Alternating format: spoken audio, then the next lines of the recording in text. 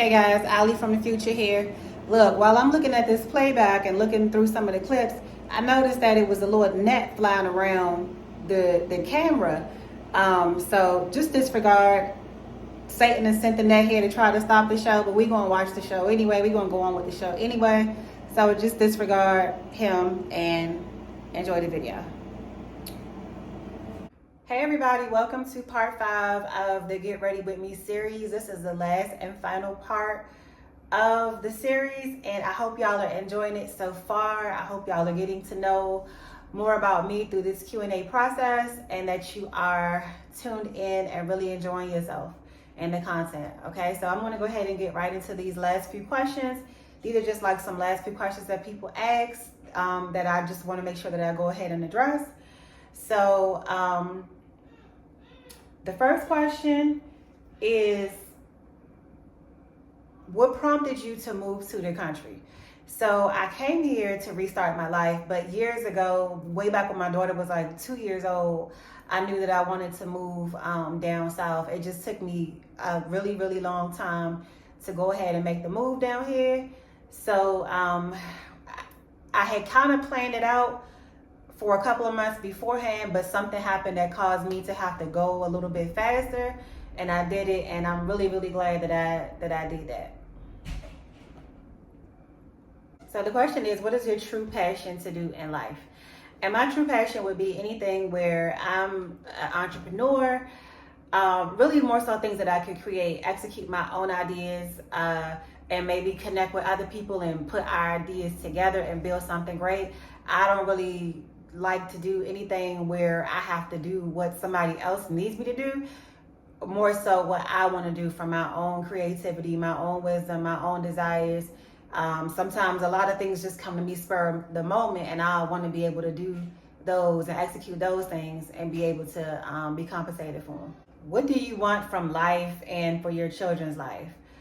I just want a great life. I want to be able to travel, really feel like I'm living. You know, I think life should be an adventure, not just like this robotic motion of I get up, I brush my teeth, I wash my face, I shower, I get dressed, I go to work, I drop the kids off, I come back, I pick the kids up, I eat. I don't want that kind of life. I want it to be an adventure. I want to feel like I am wholeheartedly out here living, and that nothing is too good for me. Nothing is too hard for me to obtain. Whatever I want, I can have. If I want to go spend a week or two in Greece, I could go do so. My kids, I want them to have that same exact life, to be able to just go and experience things, because I believe that experiences are your greatest teachers. The next question is, what do you dream about? So I oftentimes just dream about making a difference in the world, being heavily impactful, really just having a purpose, you know, not just, like I said, getting up and doing the basic things that everybody does. Like, some people feel like that's what life is supposed to be, and that's okay if that's what they genuinely feel.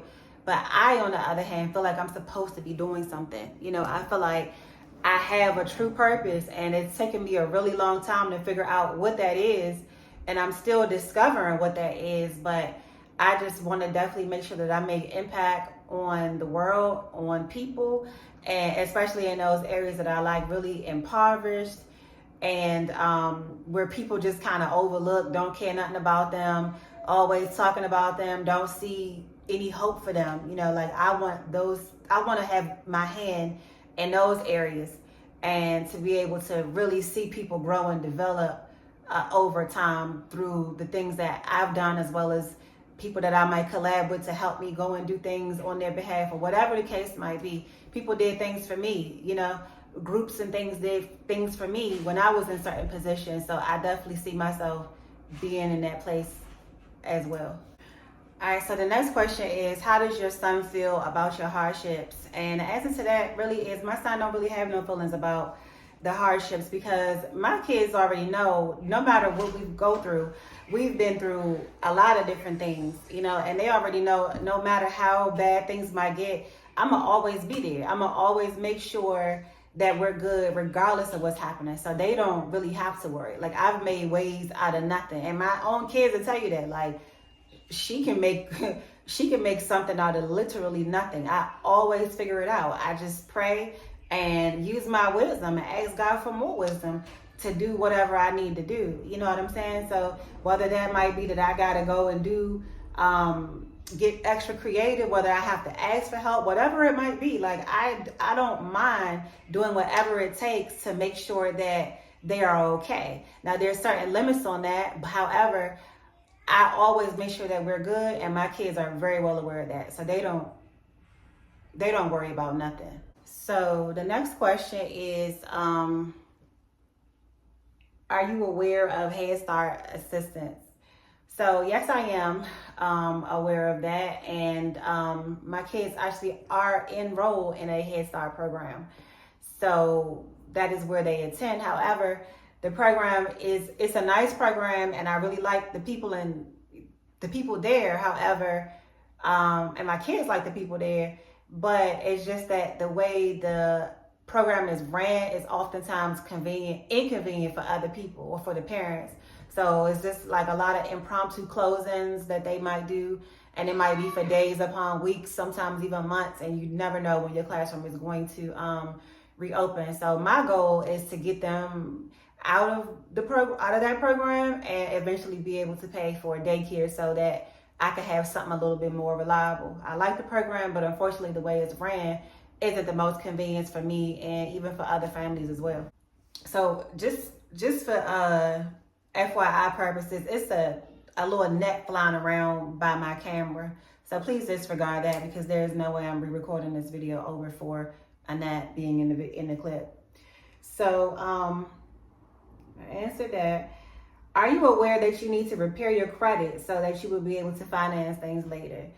Yeah, I'm definitely aware that that I would have to repair my credit. However, baby, like Glow said, I'm not messed up about no credit score, because I might be rich as tomorrow. You know what I'm saying? Like I'm not worried about nobody's credit score per se. That's not the first thing on my mind. The first thing on my mind is getting some money, so I don't gotta put everything on credit.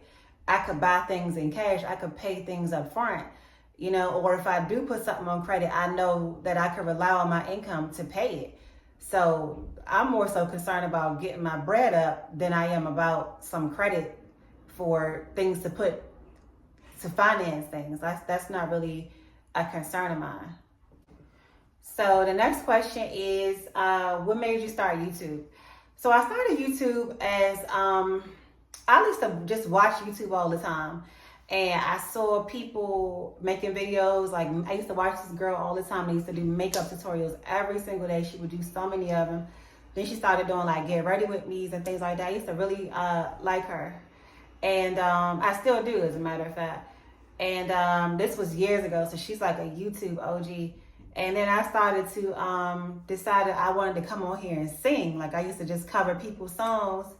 And I had to put those videos on private because some of the artists put copyrights on my content. However, eventually I moved on to doing like fashion videos. When I first started my business, it was called Fashion Playground way years ago, like 12 years ago. And I used to come on here and like show the products and do get ready with me. I mean, what is it? Outfit of the day videos and things like that. And I just was trying like different content over time. And a lot of the times, I think I had moved on into vlogging, and it was really slow. I didn't really have a lot of traction back then. But I still kept going here and there. I would drop in. It wasn't anything I was trying to do like consistently. And then when I was trying to do it consistently, I ended up not being able to do it because, YouTube had created like new criteria in order to be eligible to be a partner of theirs. And I didn't meet the criteria at the time. So I kind of stopped doing it. And then I was doing it again with like pregnancy videos. And then what happened? Oh, I never had room in my phone. I wanted to do a birth video. I never had room in my phone for anything. It was just always an issue with my phone. And eventually, when this situation came around, I just said, well, I'm going to just do a video. And I'm going to ask people to just help me out, because I asked my immediate circle and nobody was able to assist me at the time. So I just put out a video like, what am I losing? It's nothing to really lose. If anything, I stand to gain, even if it was just becoming monetized. I didn't know which direction it was going to go into, but I'm really glad that I did document the days leading up to the scheduled eviction, and it turned out where I didn't get evicted, and my channel like blossomed overnight, and now all I see is me. If I'm scrolling down my YouTube and I'm seeing myself with other people documenting me or reporting on me and things like that. So it's like I really just blew up. It happened like overnight, but it was like a whole bunch of years behind the fact that led up to it. So someone wants to know what got you into this situation. And I don't know if I feel like I already said that it really wasn't a situation per se. It was just me and the things that, some of the decisions I was making, like getting with people that I shouldn't have been with, having kids before the time, like things like that. Like, it's just reality of my life. Some people are able to have kids early and they got the support, or they get it together really, really quick. And for me, I was just distracted by a lot of other things, like relationships and of course school, because I was a teenager. I had to still be in school as well. And it's like the years was just flying by. Like, I had things planned out, and next thing I know, here I am again, pregnant again. Like, it's just a lot of stuff was happening that kind of felt like out of my control, but it really was in my control, So because I ended up having or making families with people that did not care to wholeheartedly be there 100% for their families, and to provide, like, everybody has a household they provide for on a monthly basis. I don't get that kind of assistance from the people that I have children with. It's always like a fight for that stuff. So I just put my hands up about it. Like, I'm good. Being there wasn't getting me any help anyway. So why stay there and be in that situation? So the situation I think that I put myself in was just not waiting on my husband, not connecting myself with somebody who was worthy to have children with, which really is your husband, because at this time, I'm not dating anybody. I don't even really want to date anybody, because I'd rather to just focus on God and abstain until the time that he sets me out of that and gives me the husband that he, I know he has for me. So, I think that was my mistake. Just being led by my own thoughts and desires, thinking I knew everything, thinking that, putting my trust in people versus God, like just really just going into this like spiral of thinking that somebody would be a certain way if I could change them, or it was just not a good thing. So I put myself in this position by connecting myself with the wrong people that really ended up dragging me down, because I feel like had I not connected myself with them, a lot of the problems that are like still haunting me till this day would be non-existent. The next question is, why did you take a break for 4 years? I'm not sure if you mean like YouTube, but I didn't take a YouTube break for 4 years. It was like a 1 year. And again, it wasn't intentional. It was legit because I never had room on my phone. I used to try to hold on to my videos because I always wanted to have them to look back at, just in case something ever happened or whatever. I could just have them in my possession, not just on the YouTube platform. So I would never delete them until I had them backed up.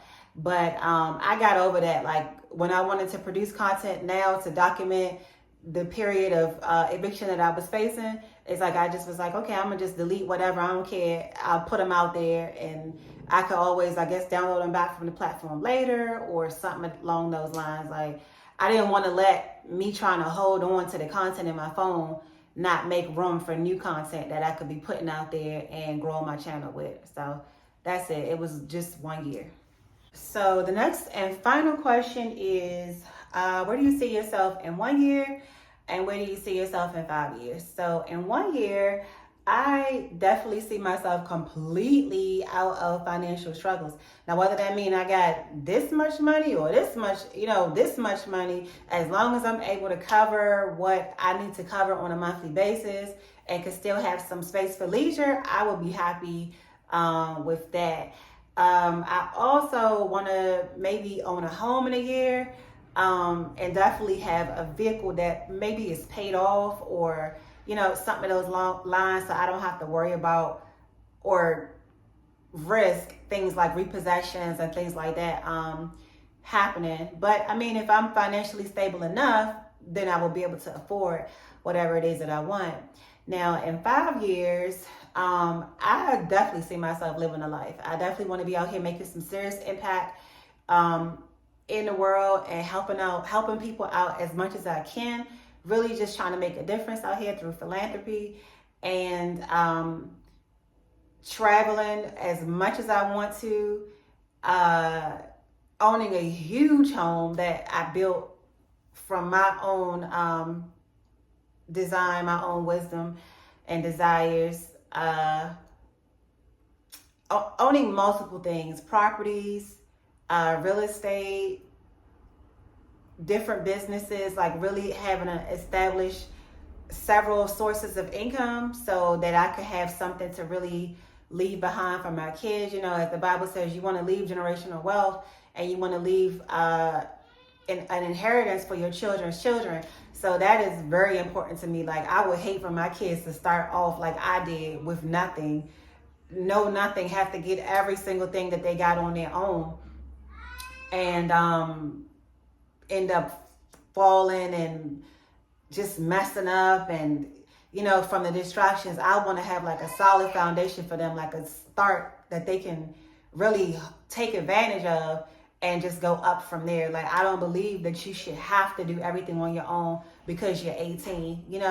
I want them to have a really great start on life. And even with my daughter now, whatever I wasn't able to give her at 18, which she's not very far from 18, whatever I wasn't able to give her at that moment, though, I definitely want to work a little backwards with her, and make sure that I get her on the proper line and the proper start. So hopefully in the next few years, I'll be able to do that for her, as well as have things established for my kids, like trust funds, properties and things like that, that I know that they'll be able to benefit from. I heavily believe that you should give your kids a great start on life. And these are things that I've learned over time, but I'm always searching for more information. I'm always trying to figure out, how can I get my life out of a crap hole? You know what I'm saying? Like, what can I do? What are these other people doing? How are they winning?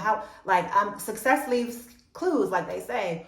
And success loves speed. So when you get a little bit of momentum, you better get to running with it, because you don't want to lose that. You see what I'm saying? You need to keep on going. Once you got something, you better keep going. You know what I mean? So it's just like, I'm happy to be in this place now, because I feel like it's only up from here, and I'm looking forward to a great future of prosperity, abundance, philanthropy, blessings, good times, good memories, and a really prosperous life. So with that being said, guys, thank y'all so much for watching the 5-part Get Ready With Me series. I didn't even really plan for it to go this way, but I don't know, maybe this way worked out even better than I thought that it would. So I thank you guys for watching. Thank y'all for always supporting me. If you haven't subscribed to the channel already, go ahead and do so. Hit the like button and leave a comment on the way out. If you haven't already, check out the beauty line that I tagged over in part 4. I'm wearing the color on my lips right now. It's a really cute everyday color, and go ahead and grab you that, as well as the lip scrub. And again, thank y'all for supporting me, and I will see y'all over in the next video. Also, the outfit, dark denim, should be linked underneath the video. Make sure you do go over there and grab yourself a set, because it's summertime, baby. You need to be out here looking cute, okay? So don't miss out. Love y'all. See y'all in the next video. Mwah.